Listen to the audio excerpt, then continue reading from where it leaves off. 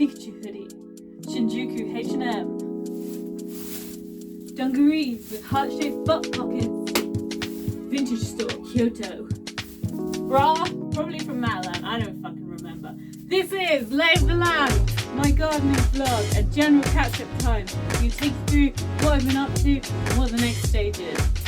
Starting off in the greenhouse today, and as you can see, the biggest change is there are hardly any seedlings here at the moment. This is because a lot of my winter brassicas, the ones that I was overwintering, the Komatsuna and the Pak Choi and the Mizuna, all started bolting. They've all started flowering and going to seed. So I've put them all outside for now. So what's left in here at the moment, I've got my all year round cabbages, I've got my midnight sun kale, I've got a couple of hardy lettuces, some parsley, and my little tiny baby echinacea. Oh, and this mystery plant. There was some random beans sprouting on the bench. I don't know where it came from, but it's here now and we're going to see what it turns into. In the next week, I'm going to be sowing loads of stuff. This is the time of year, it's the 1st of March. This is the time of year where everything really starts to kick off. So I'm going to be doing onions and leeks and calendula and everything really that I can get my hands on.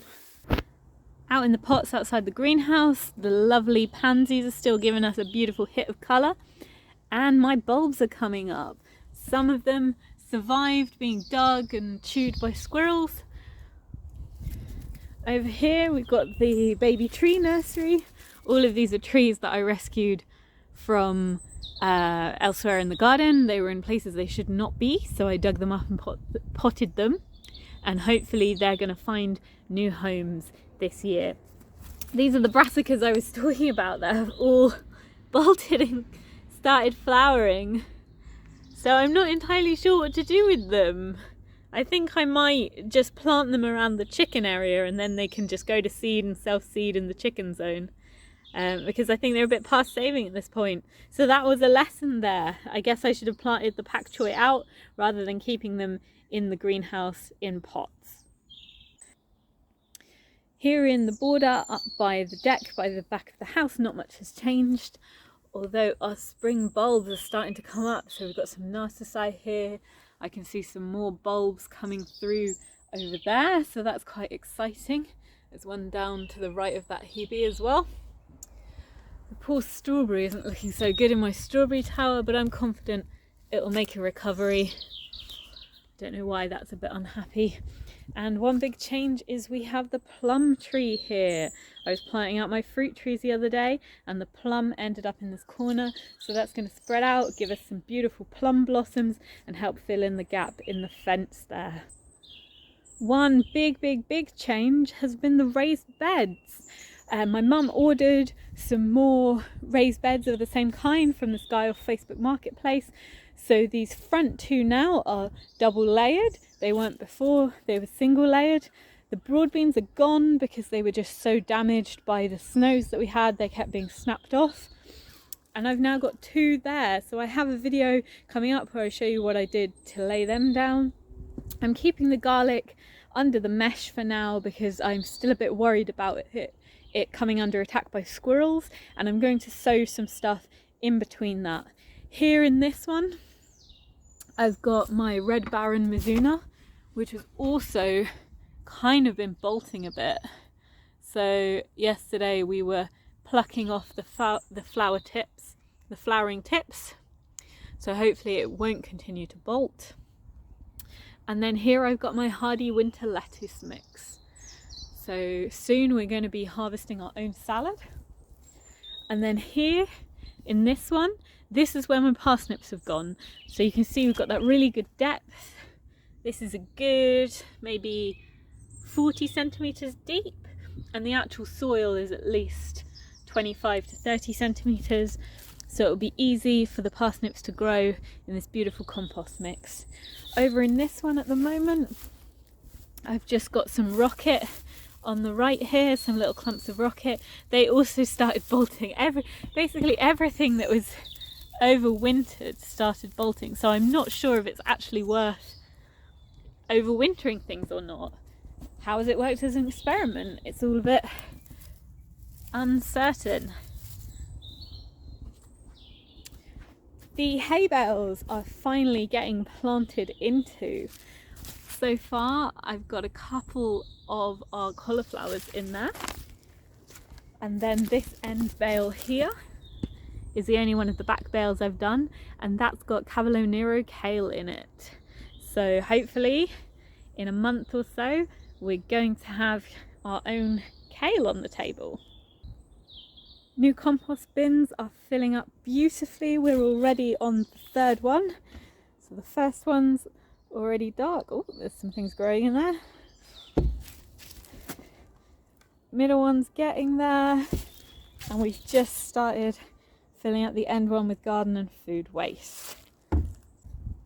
The rhubarb has come through. It's looking beautiful. I'd hidden it under a bucket to help protect it from frosts, and I'm really glad I did. It hasn't suffered at all from being under there, and instead we've ended up with beautiful shoots coming through. I think by next week we'll be eating rhubarb crumble. Rhubarb is a fantastic source of vitamin C, so if you can get it in your garden, it's one of the first foods you can have in the year that will have fresh vitamin C for you. Primroses are sprouting up everywhere and coming into bloom. They're one of my favourite early spring flowers, so I'm really glad that we've got some in our garden here. So far I haven't seen any signs of the wild garlic seeds that I sowed, but it's early days yet, so I'm holding out hope there. Here in the corner where the tree came down, I've taken some of that wood now and used as a border in my new soft fruit area. I was dragging these huge logs around. I think they were about 25 to 30 kilos each. It was great fun. This is the ivy that was there, and I'm going to get the garden shredder and shred that all up at some point to make our own sort of wood chip. And this site is eventually going to be cleared, and we're going to build a shed for storing hay and straw so that we don't have to store bales in the greenhouse, which is where they are at the moment, because obviously we want the greenhouse free for our peppers and our tomatoes. The lovely ladies are still not very impressed with winter.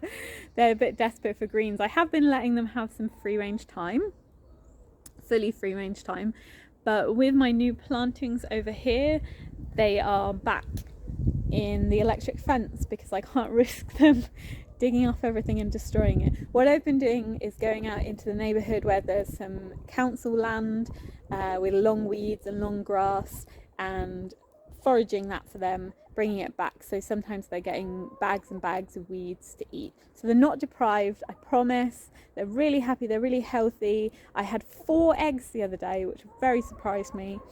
And I'm just really glad that we've got them. So yes, this is a big area of change, but I'll start with what we have at the back here. The bulbs that I planted, I did what I called bulb bombing. I dug a trench and threw tulips and daffodils and all sorts in it, and they are coming good. This is Narcissi Paperwhite. It's a lovely variety. It looks absolutely beautiful. I'm so glad to see them. They almost look like agapanthus rather than a daffodil. Absolutely lovely. And any early pollinators around, that's some food for them. My fruit trees went in along this fence, so these ones are all apples, so I did cooking, eating, and then these babies, these are my hugelkultur beds. So this is now the soft fruit zone. So I've got this first bed here. It's really hard to see because it's brown on brown. This one is gooseberry.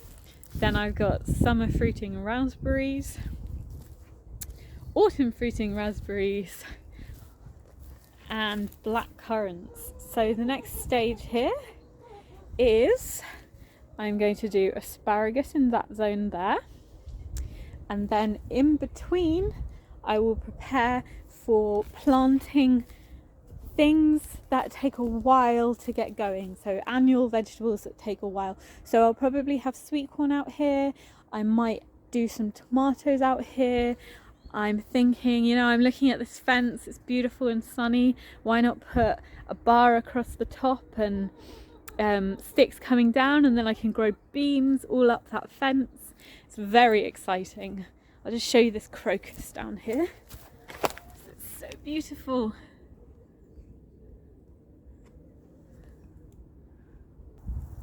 There's been no changes on the hole. I haven't had the energy to be digging the path, so that remains unchanged at the moment, I'm afraid. But this zone here, which is a bit of a dead zone at the moment, between the end of the fruit bush zone and this concrete line that we're on, I am now strongly considering putting a pond in here, not just for wildlife but also for edibles. I've been reading Eric Tosenmeyer, I think his name is. I'll put his name up here, and I'm sorry if I mangled it, Eric. I've been reading his book on perennial vegetables, and he talks about growing pond plants to eat. So growing lotus, I'm not sure if lotus would work in this climate, but Sagittaria, arrowhead, you can eat the bulbs of that. So I'm very excited about that. And yeah, I think I need to raise about £250 for the liner, a pump and the plants. So at the moment I'm just kind of, you know, waiting for that money to come because I don't have it. And then here on the back stretch, I don't know why the girls today have been so strange. They've just, I think they want to be free roaming again, but I can't let them out. Sorry girls, you're gonna destroy my hugel culture. I can't let you out today. But yes, here at the end we have a few things that are going on. These are red tulips, so they'll be blooming soon. There's the primrose. You can see the chickens have been eating the primrose here. Look at that damage. They are little monsters. And then some of my wheatgrass is still taking. You know, things are coming along out here as well. So that's it for this time. I hope you liked seeing what I've been up to, what's been happening and what the next stage is, and seeing my noisy girls.